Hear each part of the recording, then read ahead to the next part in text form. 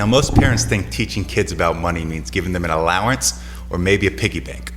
But what if I told you that your teen's summer job could be the start of $1 million retirement account?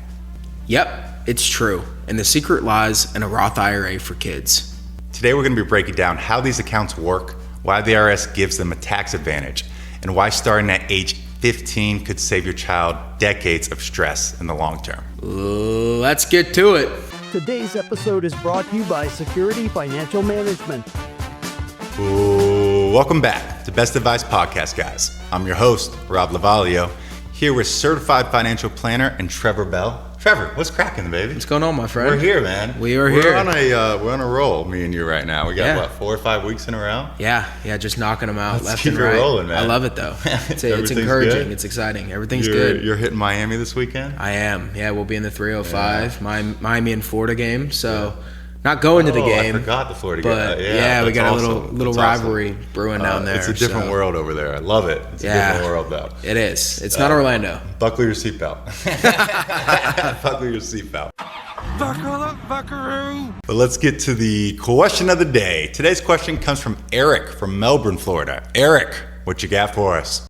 I heard on our recent show that kids have one huge advantage adults don't: decades of time. My son's 15 and it got me thinking, is it really worth kicking off this young? If he saved $2,300 a year starting now, how much could that actually grow into by retirement? What does the math on compound interest really say? Thank you, Eric. I can already tell you have a couple steps ahead of most. Just from your question, I can see you're trying to take advantage of dollar cost averaging, which can be a totally different show that we'll have to do, Trevor. Yes. As long as compound interest, which is the name of the game, really, the power of compound interest. Truck, can you help us kind of show the power of this compound interest and an example, sure. a live play? Yeah. So we've got Eric Jr., who is 15 years old. He babysits, dog walks, whatever the job may be, and he invests $2,300 every summer. And he does this every year until the age of 65. So that's a total of $115,000 that he puts in over his lifetime. But here's where the magic really kicks in. At an 8% average annual return, Eric Jr.'s account grows to over $1.3 million by retirement. I mean, that seems like so much, like $1.3 million, right? Right. It seems a lot easier going about it this way with compound interest, using time on your side. Mm-hmm. That's exactly right. Opposed to like someone like me, or probably the majority of the world, who doesn't start thinking about investing until they probably get out of college and start making actual money, right? Because we think $2,300, that's not a lot of money, right?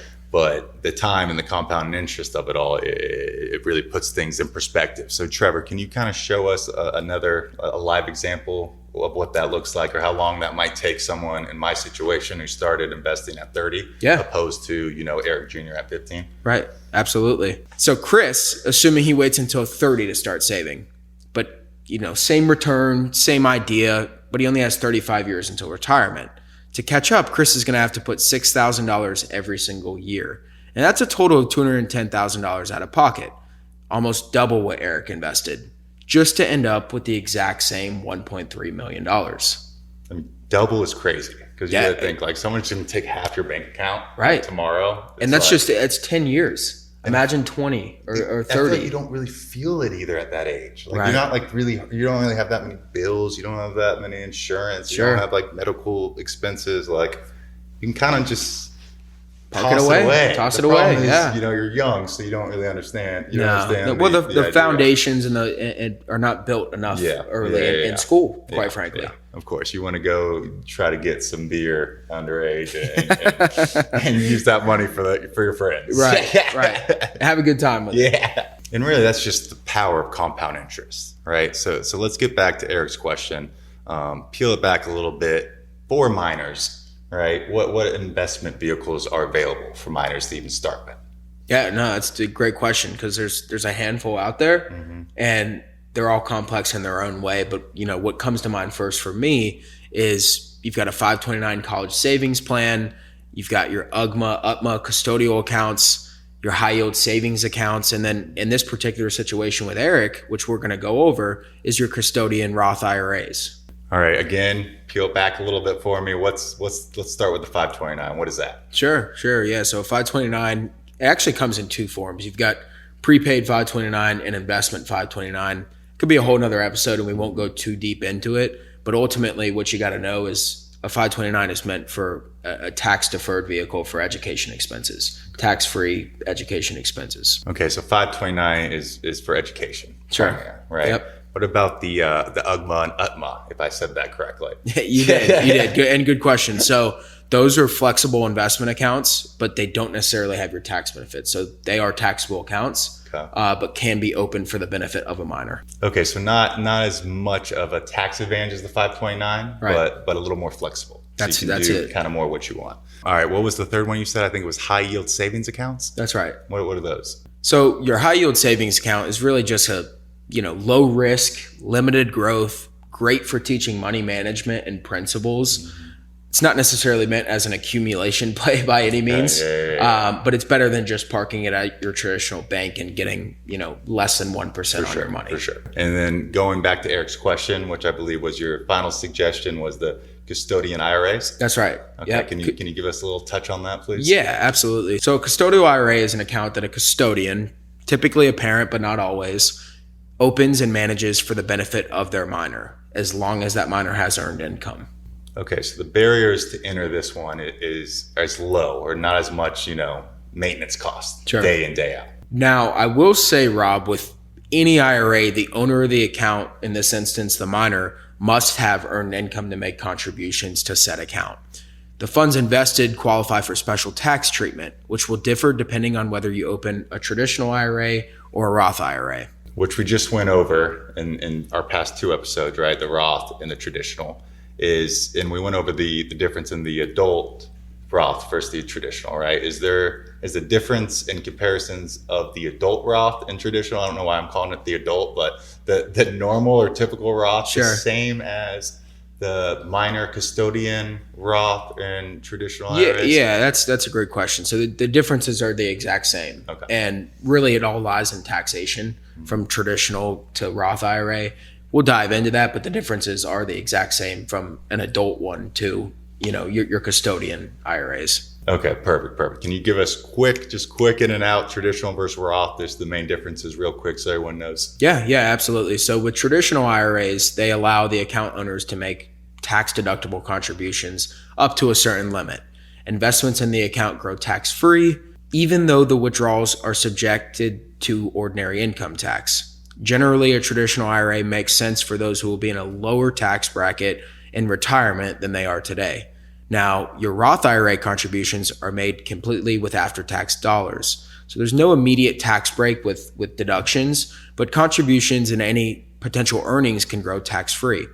When qualified withdrawals are taken, there is no taxes. Generally, a Roth IRA makes sense for those who will be in a higher tax bracket in retirement than today, but that doesn't mean it can't be applicable to different individuals. Nice. So essentially, paying the original income tax up front for these children who are making, $2,300. Right. The original income tax is going to be so small for that, but it's going to be put into a investment account that is going to grow tax-free, and withdrawals are going to be tax-free for the rest of their lives. Well, there's actually something else to consider too, which is the fact that for single filers in 2025, tax year, of course, you've got a standard deduction of $15,750 anyway. Yeah. So if your team makes less than the standard deduction, they're not going to owe any taxes regardless. So essentially there, you could pay zero taxes on the front end and the back end. Wow. And a Roth IRA. It's a triple threat, baby. It's a triple threat.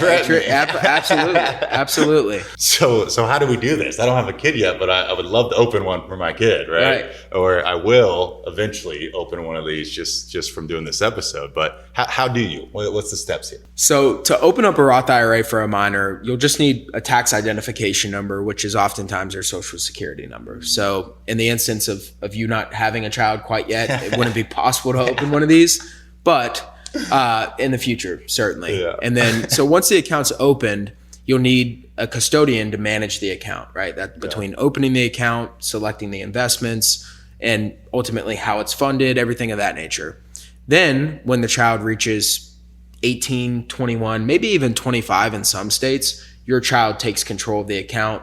The account then becomes an account in their name, Okay. whether it be Roth IRA or traditional IRA. It no longer has that custodian attachment to it, and it's just an account in their name. Yeah.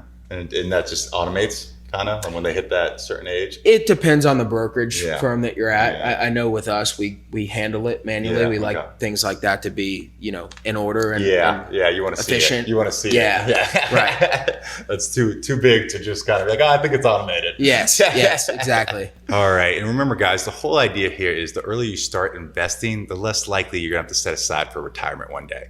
It's a whole peace of mind. It's a whole just like doing something for yourself and your future.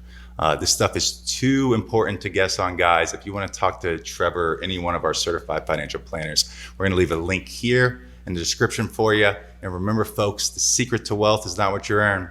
It's what you keep. It's what you keep. Happy days, everybody.